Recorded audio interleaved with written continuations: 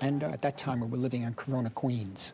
But we had to move back to Elizabeth Street in 1950, which was kind of a shock, coming off the Bowery and Skid Row, and it was like suddenly being thrown into the middle of the Dead End Kids.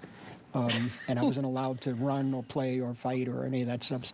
In Corona, they had on a Friday night, I remember, there were showings of Italian Neorealist, Italian films, they put it this way, for the Italian-American community. And at that time, there was only two, I think, stations in New York, coming out of New York. There was no transcontinental hookup of any kind. So I think 2 or 3 stations.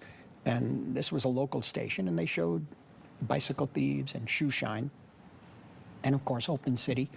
And the one that made the biggest impression on me was Bicycle Thieves and Paisan. I mean, obviously, my grandparents were the same people in the movie. They were speaking the same way.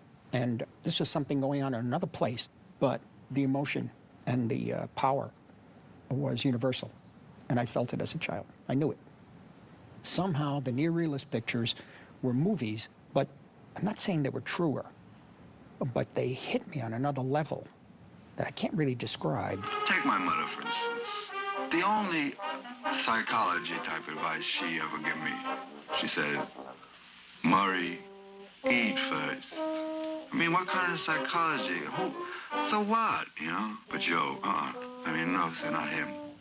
Something in me made me begin to understand that that could be converted into other styles, or maybe if you tap into the truth of that, maybe you could make films that can maybe touch upon the impact that you felt and you saw have in your family in the kitchen there in 1949.